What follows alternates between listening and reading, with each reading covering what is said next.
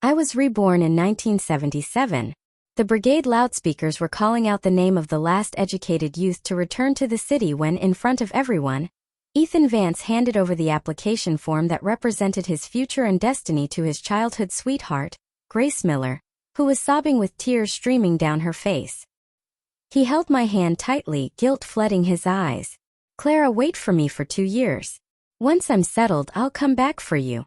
Grace is weak, and I really can't rest easy leaving her here alone." In my last life, I believed those empty words and ended up waiting until I froze to death in the harsh northeast winter. Before I died, I heard that he and Grace had long since married in the city and already had children, living as the model couple admired by everyone. And me? I was nothing more than the foolish heroine forgotten in the corner of their love story. In this life, as I looked at his deceitful face, my stomach twisted in disgust. Calmly, I pulled my hand back, said nothing, and forced my way through the crowd toward Mrs. Thompson, the matchmaker, who was waiting anxiously beneath the tree at the village entrance. "Mrs. Thompson, about the Grant family's proposal." "I agree." The wrinkles on her face blossomed into a smile like a chrysanthemum. "Oh, Clara, you've really come to your senses. Let me tell you, that Grant boy may have an injured leg, but he's a proper battalion-level officer. If you marry him, you'll be an officer's wife, never worrying about food or clothing. So many will envy you." She hadn't even finished speaking when Ethan's furious shout came from behind. "Clara, are you insane?" He rushed over and clamped his hand around my wrist, his grip so strong it felt like my bones might break. His bloodshot eyes blazed with anger, confusion, and a fear he himself didn't recognize. "Do you even know what you're saying? Victor Grant is disabled. You'll be stuck catering to a disabled man for the rest of your life. Just to spite me, you'd marry a useless man and throw your own life away." Grace hurried after him, clutching weakly at his sleeve, her eyes red as she looked at me with pitiful desperation. "Clara, don't blame Ethan. It's all my fault. If you're angry, then hit me, scold me, but please don't joke about your own happiness." What a touching performance, a moving act of deep affection. The villagers watching the scene began to whisper. Clara must have lost her mind. Of course, who wouldn't snap if the sure thing slipped away? Of all men to marry, she chose that half-dead fellow from the military compound. And they say his temper is strange too. I glared coldly at the shameless pair, then shook off Ethan's hand. My voice wasn't loud, but it carried clearly to everyone present. "First, Ethan Vance, the return quota is yours. Whom you give it to is your choice. I have no right to interfere." I paused. "Second, whom I marry is my choice, and it has nothing to do with you." I shifted my gaze to Grace Miller, who shrank back under my eyes. "And lastly, I am not acting out of spite, nor am I joking. Comrade Victor Grant is a war hero who defended our country. He is not useless. Show him some respect."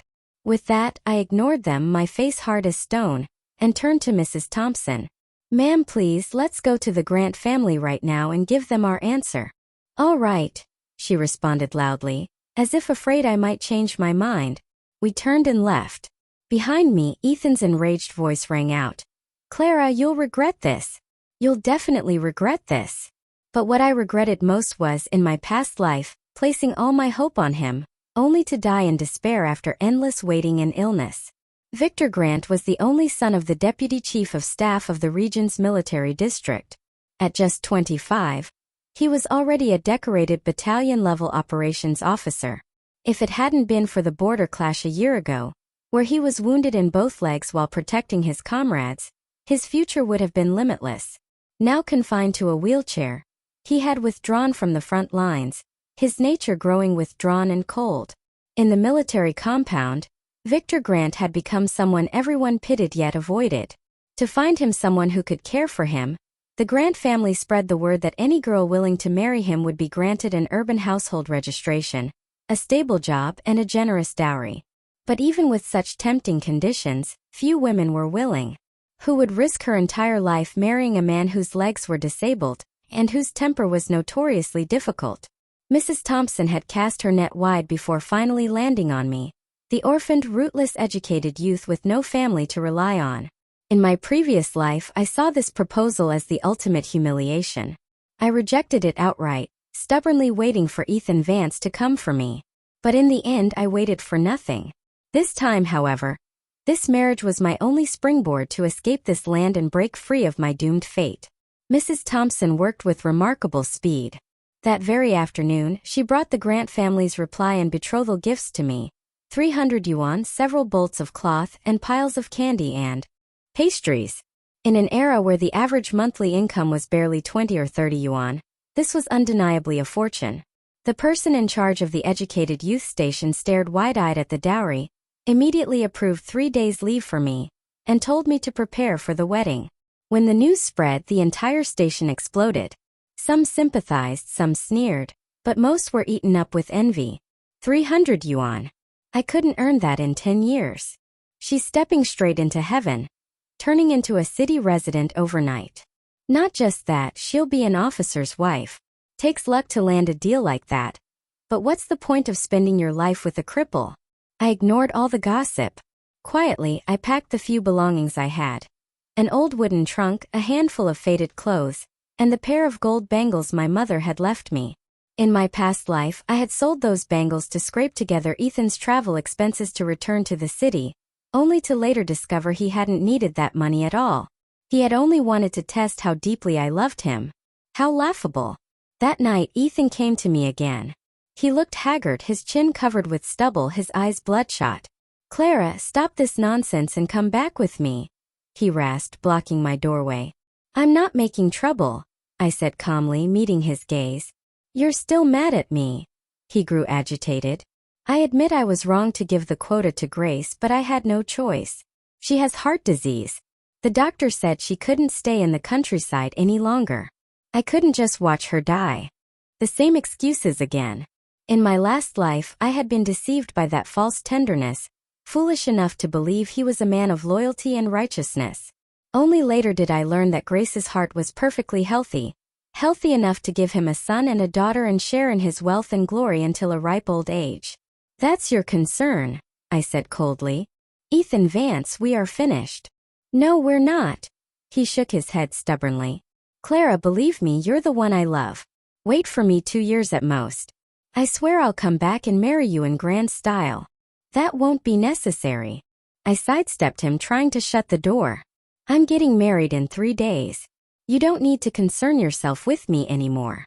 But he pressed hard against the door, his face twisted in pain, his voice raw. "Clara, must you ruin yourself like this? What can he give you? He's not even a real man." That was the spark that ignited the anger I had swallowed for 2 lifetimes. I snapped my head up, my eyes sharp as blades. "I don't know if he can give me happiness, but I do know this. He won't tell me he loves me while handing the chance to live to someone else. Ethan Vance, take your cheap affection and empty promises away. They disgust me." With every ounce of strength in my body, I slammed the door with a resounding bang, shutting his shocked and wounded face outside. Then silence settled, heavy and long. Then came the sound of his defeated footsteps as he left. I leaned against the door and slowly slid down to the floor. At last, the tears I had been holding back spilled freely, not for him, but as a belated farewell to the hopelessly foolish girl I had been in my past life. Part 2: The Officer's Wife. 3 days later, the wedding took place right on schedule. There was no elaborate ceremony, no hall full of guests. The Grant family sent a jeep to fetch me. Driving was a young orderly named Ben. I put on a brand new red polyester shirt, a gift Mrs. Thompson had prepared especially for me, and braided my hair neatly into 2 long plaits. Sitting in the jolting jeep, I watched the fields and villages fly by outside the window, my heart unusually calm. This was the place where I had poured out 8 years of youth, the place I once thought would be my grave in a foreign land. Now I was finally leaving it behind. Ethan Vance did not appear. I heard that he and Grace Miller had boarded the train to the city just the day before. That was fine. Out of sight, out of mind. The jeep drove me straight into the legendary military compound. Red brick buildings with green tiled roofs, clean cement roads, soldiers in uniform coming and going, children laughing and playing in the yards. Everything here was a stark contrast to the life I had known, full of order and vitality. The vehicle stopped in front of a 2-story house. "We're here, ma'am," orderly Ben said, lifting my trunk for me. his face carrying a trace of pity and sympathy. "This is Staff Officer Grant's home." I nodded, pushed open the worn iron gate and walked inside. The yard held a few bare trees, and in the corner was a pile of miscellaneous junk, giving off a desolate air. The doors of the house were tightly shut, and the entire place radiated a coldness that warned strangers away. This was to be my new home. Taking a deep breath, I pushed open the heavy wooden door. Inside, the light was dim. A faint smell of disinfectant mixed with medicinal herbs filled the air. The furnishings were sparse. A table, a few chairs, and a calligraphy scroll on the wall that read, "Serve the country with utmost loyalty." A man sat with his back to me in a wheelchair by the window. He wore a faded old military uniform. His frame was lean but straight, and even sitting, it was easy to imagine the commanding presence he must once have carried. Sunlight poured through the glass, outlining him in a golden glow, but it did nothing to melt the layer of cold desolation that clung to him. He didn't turn around, only spoke coldly, his voice brittle as ice and hoarse from disuse. "Put the things down and leave." I froze, then understood. He must have thought I was there to deliver something. I set my trunk by the door and walked toward him, trying to make my voice as gentle as possible. "Hello, my name is Clara. From today on, I'm your wife." At that, he finally turned his head slowly. The moment I saw his face, my breath caught. I had heard that Victor Grant was handsome, but I hadn't imagined he would look like this. His features were sharply cut, every line precise and defined. His brows were thick and strong, his nose high and straight, his dark eyes deep as a still pool. Yet in those eyes there was no emotion at all, only a dead, inky emptiness. His skin was pale from long absence of sunlight. His thin lips pressed tightly together, his jawline taut as if carved in stone. He was like an eagle whose wings had been broken by fate. Even fallen into the dust, he still carried a proud and aloof bearing. His eyes swept over me sharp as a surgeon's scalpel, as though dissecting me inside and out. After a long moment, the corner of his lips tugged into a cold, mocking smile. "A wife who sells herself to a cripple just for an urban household registration. How pragmatic of you." His words were cutting, but I didn't get angry.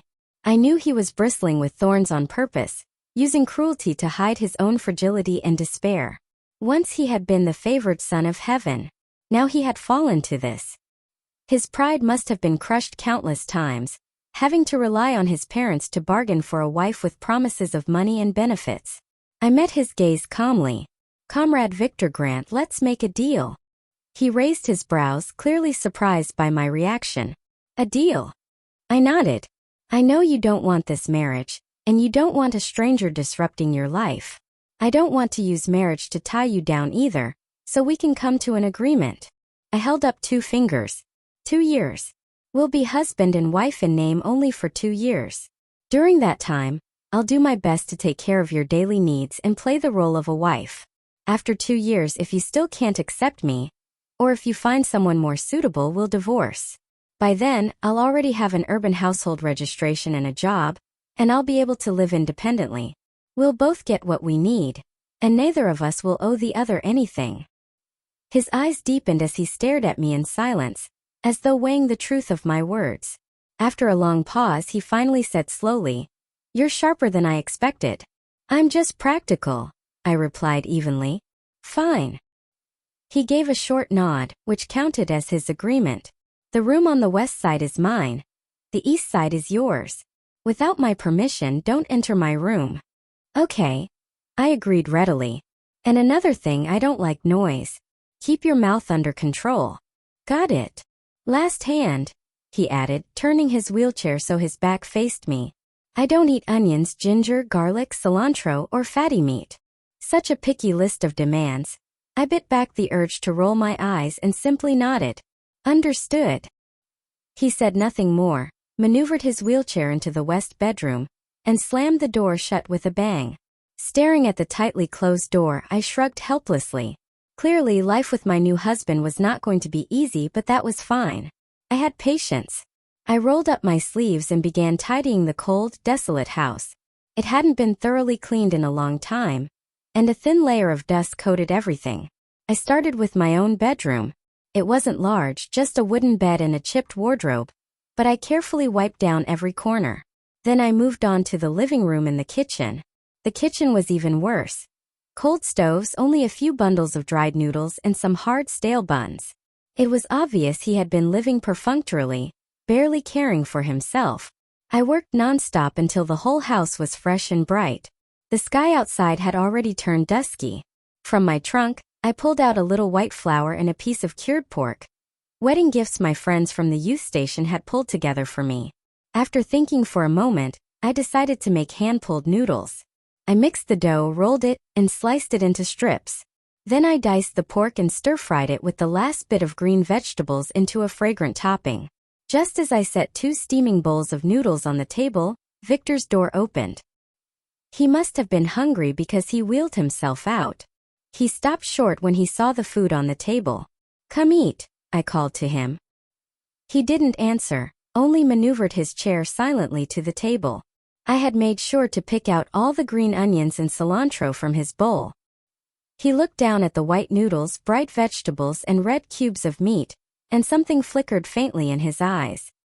He picked up his chopsticks, lifted a strand of noodles, and hesitated a moment before putting it into his mouth. After that, his movements didn't stop until the bowl was empty. He even drank the broth down to the last drop. That was the first meal we shared as husband and wife. We exchanged no words, only the faint clink of chopsticks and bowls. When he finished, he remained silent, turning his wheelchair to head back to his room. "Wait a second," I called after him. He stopped and turned his head toward me. "Your legs? Would you let me take a look?" I asked carefully. His face darkened instantly, and the air around him grew so heavy it was suffocating. His gaze cut into me like an ice blade. "Who gave you the nerve?" I knew I had touched the most sensitive scar in his heart. But I had to because I remembered all too clearly. Shortly after my death in my last life, a piece of news had shaken the entire country. An old village doctor who had lived in seclusion used a nearly lost acupuncture technique to cure the damaged nerves in the legs of a battle hero. That hero was none other than Victor Grant. Not only did he stand up again, but he also returned to the army, and in the decades that followed, he rose step by step to become a legendary figure in the military. I didn't know where to find that old doctor, but in my last life, I had studied some basic massage and therapeutic techniques from our barefoot village doctor just to help Ethan Reed with his health. I didn't dare dream of curing Victor, but at least I could try to help relieve his muscle atrophy and lay some groundwork for future treatment. "I don't mean anything else by it," I said, meeting his icy gaze and making my voice as sincere as I could. "I learned a few massage techniques from our village doctor. Maybe I could help improve your circulation. Ease the pain a little." "I don't need it." His rejection was cold and hard, thick with resistance and disgust. "Stop entertaining thoughts you shouldn't have. Just do your part." Without another glance, he wheeled himself back into his room and slammed the door, leaving me shut outside again. I looked at that closed door and let out a helpless sigh. Conquering this iceberg was going to be a long battle. Over the next few days, the rhythm of our life settled into a pattern. I cleaned the house, washed clothes, and cooked meals. He locked himself in his room, only coming out for meals or the bathroom. We exchanged barely 3 sentences in a whole day. His face remained cold toward me, but the meals I cooked, he always finished down to the last bite. That was a start. Life in the military compound was completely different from the countryside. Neighbors weren't close, but since we saw each other often, there was always a polite nod or greeting. Next door lived Mrs. Harrison, wife of the division headquarters commissar. She was warm-hearted and straightforward. Seeing me busy alone, she often came by to lend a hand or bring vegetables from her own garden. "Clara, you're really a good girl. It's Victor's blessing to have married you," Mrs. Harrison said one day as she helped me pick through vegetables. I smiled. "You flatter me, Sister Harrison." "It's not flattery at all," she lowered her voice. "You don't know. Ever since Victor came back injured, he's like a different person. He used to be such a bright, cheerful young man. Now sigh. His parents worry themselves sick. They even hired 2 caretakers before, but both of them left furious with him. The fact that you can endure his bad temper is no small thing. I understand he has bitterness in his heart," I said softly. Just then a sharp, mocking voice drifted in from outside the courtyard. "Oh, my sister Harrison, here you are again, teaching others how to be the perfect wife and mother." We both turned.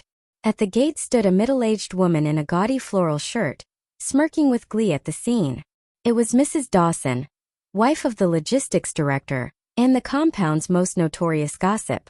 Mrs. Harrison's face darkened. "Mrs. Dawson, watch your mouth." Mrs. Dawson curled her lip and looked me up and down with open disdain. "So, this is the new little bride of Staff Officer Grant. Huh, pretty enough. I'll give her that. But I wonder how it feels spending every day stuck with a patient." She bit down hard on the word patient, the malice dripping from her tone. Before I could respond, Mrs. Harrison shot up, furious. "Mrs. Dawson, what nonsense are you spouting? Victor is a hero. If you dare slander him again, I'll tear that foul mouth of yours apart." "What nonsense? I'm just stating the obvious," Mrs. Dawson said with faint innocence. "Everyone in the compound knows his legs are ruined. This little wife of his is nothing more than a caretaker. Or maybe," her eyes gleamed with cruelty, "she only married in for the Grant family's power and status." Mrs. Harrison trembled with rage, about to charge at her. I quickly grabbed her arm and held her back. Then I turned to Mrs. Dawson, meeting her eyes calmly, and smiled. "You're right, Mrs. Dawson. I did marry Victor for the Grant family." Both she and Mrs. Harrison froze in shock. Mrs. Dawson clearly hadn't expected me to admit it so bluntly, and for a moment she was at a loss for words. I continued slowly. "Victor is a battle hero, and his father, the deputy chief of staff, is a great man who defended our country. To marry into such a heroic family, well, that's fortune earned over several lifetimes. Unlike some people who marry a warehouse manager and suddenly think they're somebody, spending their days gossiping about others. Aren't you afraid the wind will twist your tongue right off?" You're calling my husband a warehouse manager?" Mrs. Dawson's face turned the color of a pig's liver. Her husband was the logistics director, which in plain terms meant he managed warehouses. That was exactly the sore spot she couldn't stand anyone touching. "If you feel the shoe fits, then wear it," I said brightly, smiling even wider. "Mrs. Dawson, instead of meddling in our household, why not worry more about your own? I heard the higher-ups are going to audit the warehouse accounts soon. You'd better remind Director Dawson to be careful, or else something might be exposed." I had made that up on the spot purely to rattle her, but the effect was astonishing. Mrs. Dawson's face drained of color. Panic flickered in her eyes, and her lips trembled as if searching for a retort. At last she only glared at me viciously, spat out, "You just wait," and slunk away in embarrassment. Mrs. Harrison stared at me dumbfounded before finally reacting. She raised her thumb and exclaimed, "Clara, you're amazing. Just a few words and you shut that viper right up. So satisfying." I only smiled, saying nothing. With people like her, the weaker you acted, the more they pressed their advantage. Only by being harder than they were could you silence them. What I hadn't expected was that this little clash had been witnessed entirely by Victor Grant from the upstairs window. That evening during dinner, Victor did something unprecedented. He spoke to me first. "About today. Thank you." His voice was still cold, but compared to before, there was the faintest hint of warmth. I was a little surprised, then shook my head. "I didn't do it for you. I just don't like people pointing fingers at me." He glanced at me, but said nothing more, lowering his head and eating silently. The atmosphere returned to its usual stillness. After dinner, I went about clearing the table while he started to wheel himself back to his room. "Wait," I called again. He stopped, his brows tightening ever so slightly, as if weary of my constant interruptions. I carried over a basin of freshly boiled hot water, and crouched down in front of him under his startled gaze. "What are you doing?" His voice turned instantly wary, hoarse with tension. "Don't be nervous. I just want to soak your feet in hot water," I said gently, looking up at him. "It can promote circulation. It's good for your legs." His body went rigid as stone, both hands clamped tight on the armrests of his wheelchair. His eyes brimmed with resistance and humiliation. I said, "I don't need it." I looked straight into his eyes and spoke clearly, one word at a time. "Victor, I know what you're thinking. You believe your legs are ruined. You don't want anyone to see them. You don't want anyone to touch them. Isn't that right?" You think shutting yourself away means you can pretend nothing happened, but you're only lying to yourself. Your legs are still here. They're part of your body. The more you run from them, the more they'll become a demon that torments you. My voice was soft, but every word landed like a hammer on his heart. His jaw clenched, veins standing out on his forehead, eyes filled with pain and struggle. I said nothing more, only reached out and gently held his ankle. His body jolted violently as though struck by lightning, his first instinct to pull back. I tightened my grip, refusing to let him escape. His foot was icy cold, devoid of any warmth. The skin was pale from long immobility. I carefully slipped off his socks and gently lowered his feet into the basin of warm water. The heat rose past his ankles, and his stiff body seemed to ease just a fraction. With a towel between my hands and his skin, I began to massage him lightly, moving from the sole of his foot to his ankle, then up toward his calf. My technique wasn't professional, but I put my whole heart into it. He didn't say a word the entire time, but his body stayed tense, his breathing quickening little by little. I could feel the defenses in his heart crumbling inch by inch. Just when I thought he might remain silent forever, his hoarse voice came from above my head. Why? Why? What? I asked without looking up, keeping my hands moving steadily. Why are you being so good to me? His voice was rough, uncertain. We're only a transaction. I paused, then lifted my head to meet his complicated gaze. Because you're my husband, I answered seriously.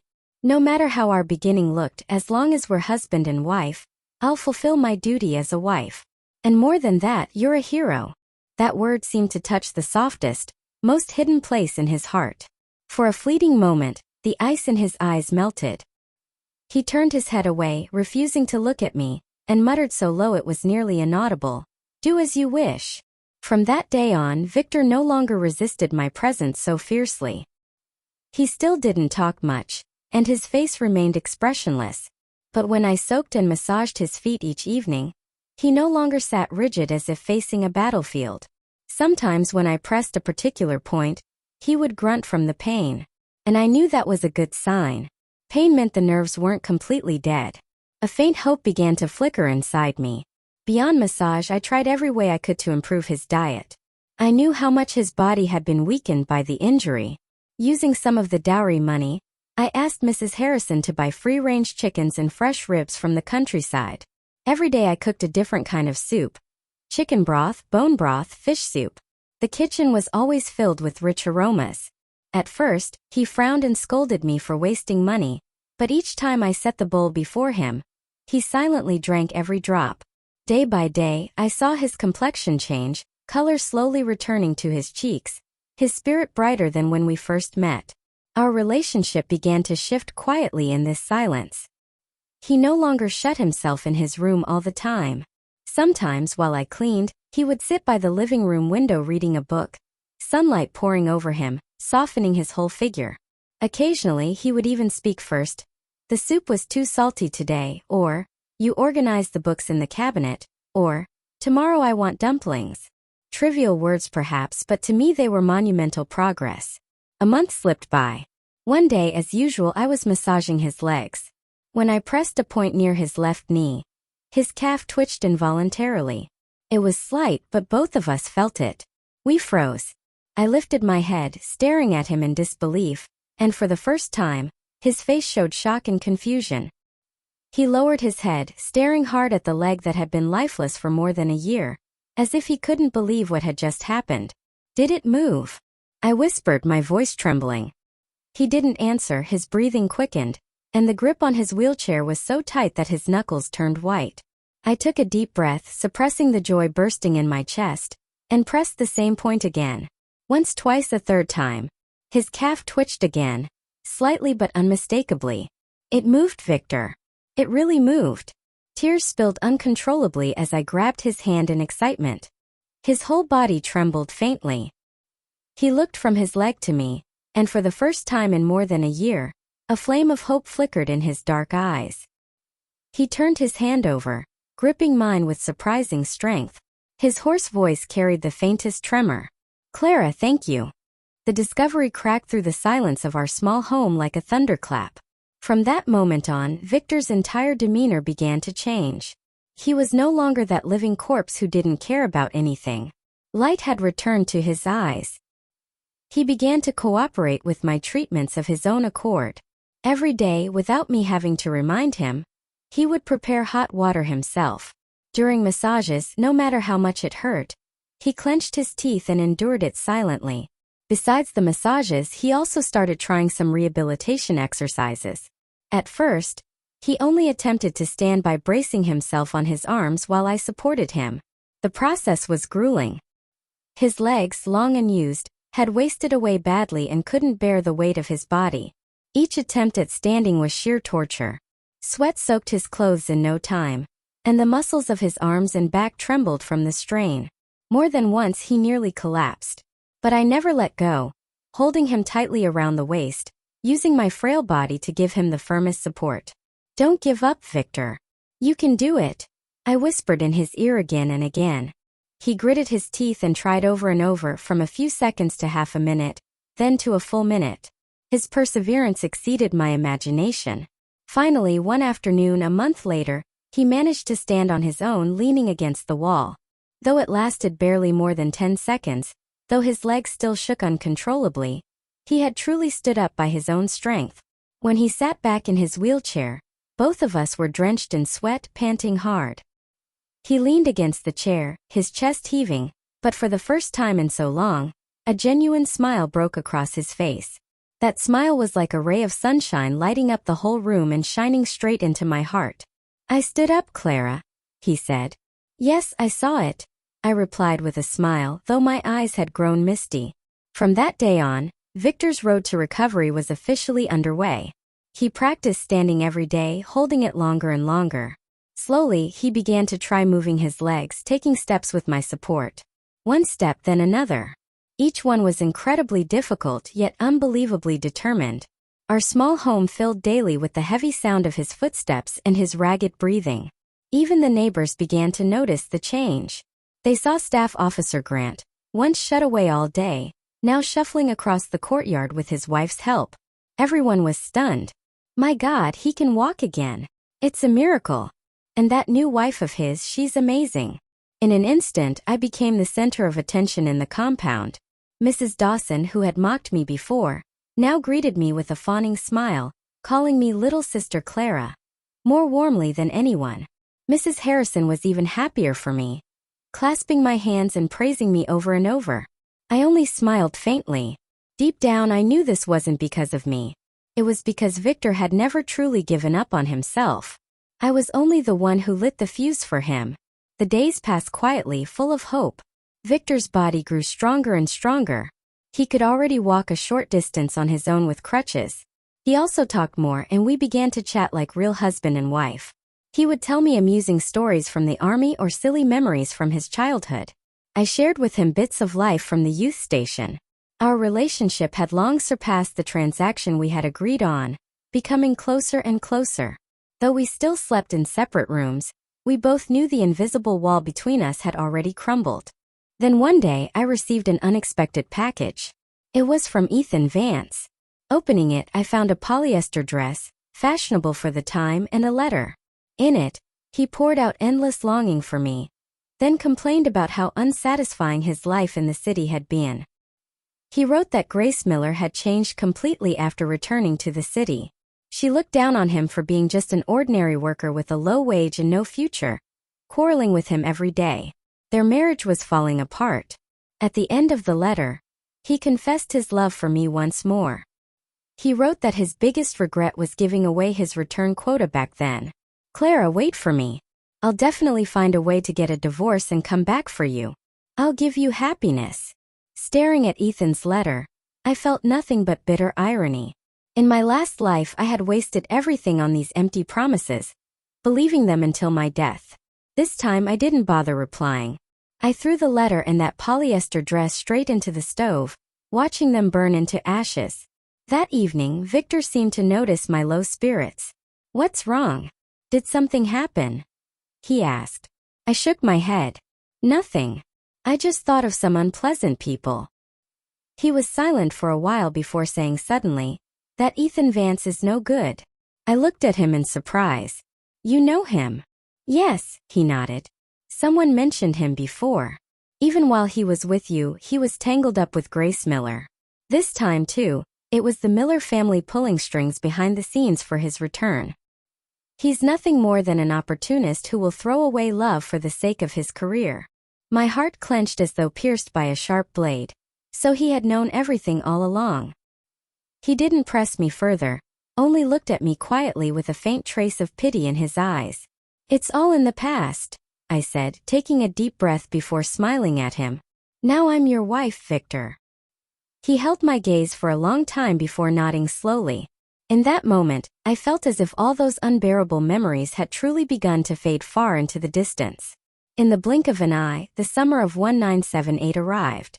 The winds of reform and opening up swept across the country, filling the air with a restless, vibrant energy. Victor's legs had nearly recovered. Though his walk was still a bit stiff, he no longer needed crutches.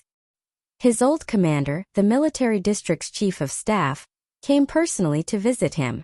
Seeing Victor walk on his own again, the old man's eyes brimmed with tears.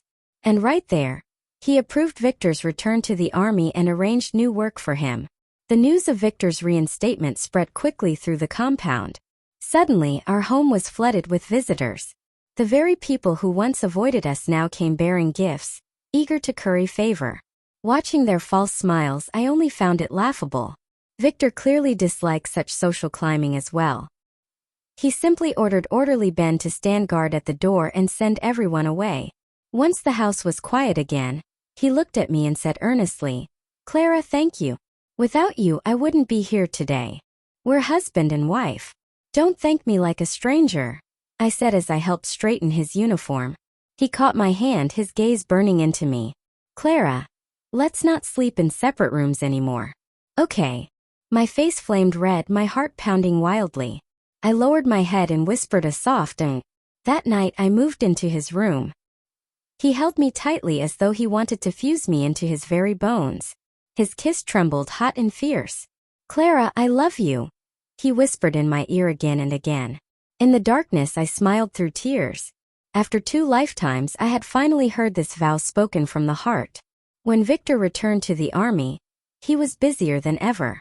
But whenever he had a free moment, he came home. He would bring me little fashionable trinkets from the city, clumsily try to help with housework, or hold me close at night, murmuring stories from the barracks. Our days were simple yet sweet. I didn't stay idle either. I knew my time was coming, and I didn't want to spend my whole life as just an officer's wife. I had my own ambitions and dreams. Using Victor's connections, I rented a small storefront in the city. Then I sold the gold bangles my mother had left me to raise my first bit of startup capital. I opened a clothing shop. At the time, most people's wardrobes were still conservative, dominated by dull blacks, whites, and grays. But with an aesthetic vision decades ahead, I designed fresh styles in bright, lively colors. At first, business was slow. Many thought my clothes were far too unconventional. But soon, as the market began to open and young people started seeking fashion and individuality, my shop became the most stylish place in the entire city. Business grew hotter by the day, and before long, I had earned my very first fortune. I was no longer that penniless country girl, Clara, the educated youth, but Boss Clara, a well-known clothing store owner. Victor supported my career wholeheartedly. On his days off, he would come to help me move stock. He even used a month's allowance to buy me an imported sewing machine. My Clara should do what she loves, he always told me with a smile. With both love and career thriving, I felt like the happiest woman in the world. But just when I thought life would stay that beautiful forever, an uninvited guest arrived to shatter the peace. It was Grace Miller. That day, I was in the shop checking accounts when she pushed open the door. She looked far more haggard than she had in the countryside, wearing a faded old dress. Her face was pale, sickly even, with none of the delicate charm she once displayed.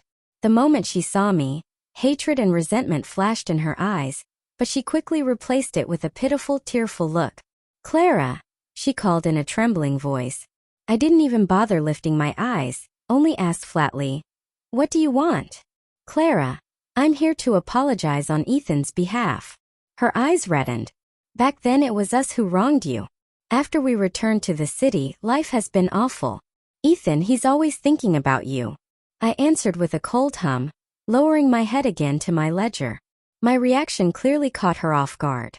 She froze a moment then continued. Clara, Ethan can't hold on anymore. The factory is doing poorly. We haven't been paid in months. He's drowning in debt. Could you lend us some money?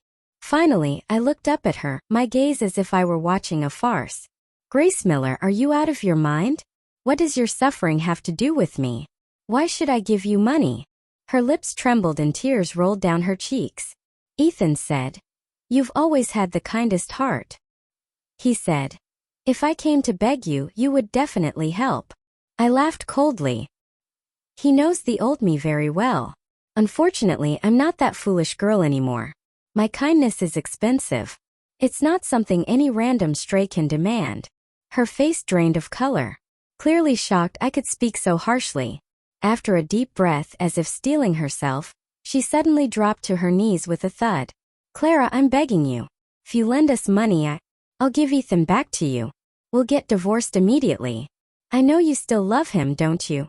Her shamelessness was so absurd that I actually laughed. Grace Miller, you've just redefined the word shameless for me. I rose to my feet, looking down at her. Do you think Ethan Vance is some precious prize everyone's fighting over? To me, he's not even worth a piece of garbage on the roadside. I paused then said clearly one word at a time. I am married. My husband is Victor Grant, the best man in this world. I love him more than my own life. So pack up your pitiful thoughts and disappear with Ethan from my world forever. With that, I called security, who dragged her out, weeping and wailing. The shop grew quiet again. I looked out the window, my heart utterly calm. Ethan Vance and Grace Miller, those two names that had once stirred up storms in my life, now meant nothing to me.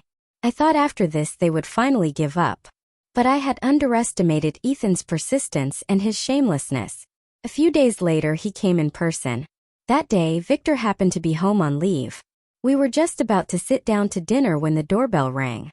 Victor went to answer it, and when he opened the door to see the ragged, emaciated man standing there, we both froze. Ethan Vance too hadn't expected Victor to be the one who opened the door. First Ethan froze. Then his eyes blazed with fury. He shoved past Victor and stormed inside. The moment he saw me, his eyes turned red. Clara, he rasped hoarsely, reaching toward me. But Victor stepped forward immediately, blocking him like an immovable wall. Mr. Vance, show some respect, he said, his voice cold as ice. Get out of my way. Jason roared like an enraged bull. This is between me and Clara. What does it have to do with a cripple like you? The word made Victor's expression darken instantly. Afraid he might lose his temper, I quickly stepped out from behind him and looked at Ethan coldly. What are you doing here? Come with me, Clara. Ethan's eyes were wild, almost fanatical. I know you didn't marry him with a true heart. You're just angry with me. I know you still love me. Let's start over. Okay. Ethan Vance, are you out of your mind? I couldn't believe what I was hearing. I'm not crazy, he cried, desperate. Clara, I don't want anything else. My job, my future. I'll give it all up. I just want you. Let's leave here. Go somewhere no one knows us and begin again. He spoke as if he were some great hero sacrificing everything for love. But I only felt sick. Start over. I sneered. Did you forget it was you who pushed me away for the sake of your future? Now that you've failed in the city, you remember me again? What do you take me for?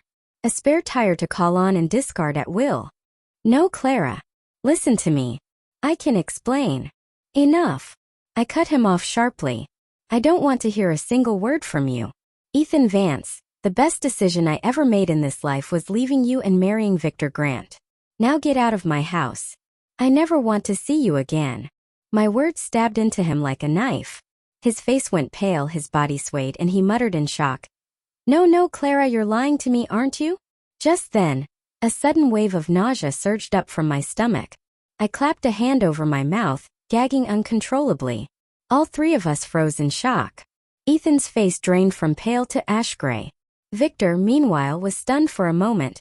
Then overwhelming joy burst into his eyes. He quickly supported me. his voice trembling with excitement. Clara. He looked at me, realization dawning. I understood, too. My monthly cycle was already nearly 2 months late. I might be pregnant. This sudden revelation was the final blow to Ethan.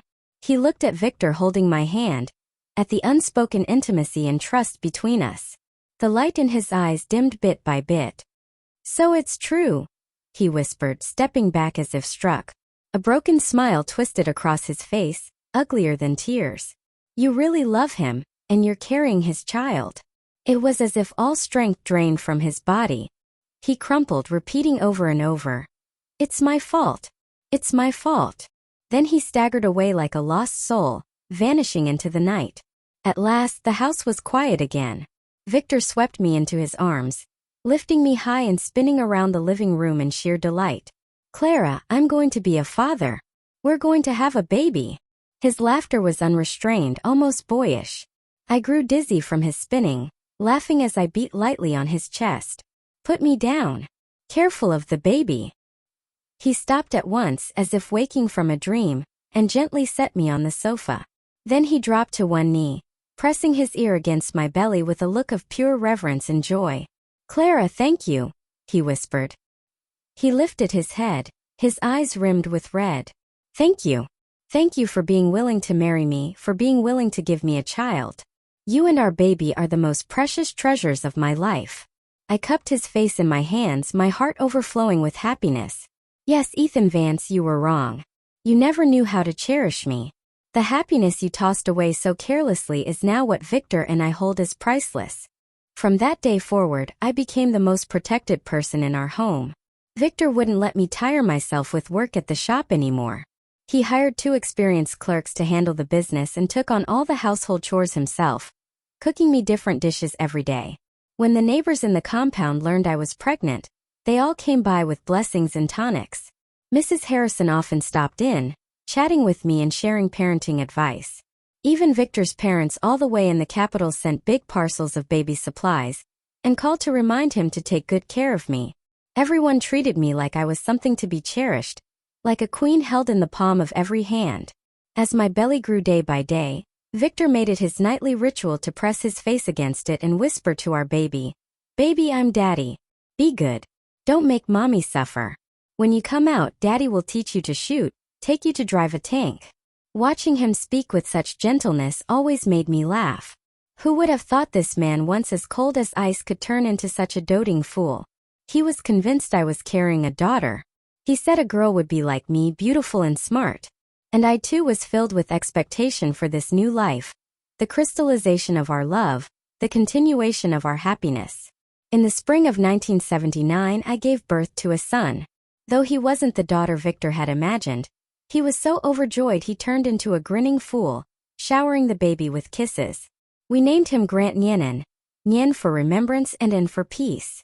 We wished for him a life of safety and joy. His arrival filled our home with endless laughter. Victor became a complete child slave. Whenever he was home, he refused to let go of our son. Diaper changes, bottle feedings. He did it all more skillfully than I did as his mother. Meanwhile, my clothing business flourished. I opened several more shops, founded my own garment factory, and created a brand under my own name, becoming a well-known businesswoman across the country. Victor, too, rose rapidly in the military. Within just a few years, his exceptional skill and leadership carried him from battalion commander to regimental commander, and then to division commander. He became the youngest, most promising general in the district. We had become the model family everyone envied in the compound. A husband with boundless prospects, a wife with a thriving career, and a lively, beloved son. Often I thought to myself, if the me from my previous life could see this, she would think it an unreachable dream. But it was real. I had changed my own fate with my own hands, seizing the happiness that belonged to me. Now and then I heard scraps of news about Ethan Vance and Grace Miller. Not long after I became pregnant, they divorced. Grace quickly remarried a wealthy Hong Kong businessman and disappeared from sight. Ethan, however, spiraled downward. He lost his job, fell into gambling and drinking, and spent his days in a haze living off loan sharks. A few times he even came looking for me, but the guards at our door turned him away. After that I heard nothing more. He became like a speck of dust, vanishing completely from my life. Time flew. In the blink of an eye, 10 years had passed. Our son Nyenin had grown into a tall, handsome teenager. He had inherited Victor's gift for the military and had set his sights on becoming a soldier from an early age. My fashion company had become a nationally known brand, and Victor was now a high-ranking general, carrying the weight of command on his shoulders. We left behind the little courtyard where everything began and moved into the general's residence. But in these 10 years our love had not faded with the passage of time. Instead, it had only grown deeper, richer, and sweeter. Just like in the beginning, Victor would still massage me when I was tired, still fumble through preparing little surprises for my birthday, still kiss me tenderly every morning and every night. We were not only lovers, but also comrades in arms, and the closest of soulmates. That day was Victor's promotion ceremony. As his family, I was invited to attend. After the ceremony ended, the three of us prepared to head home. At the gates of the military compound, I suddenly saw a figure, both familiar and strange.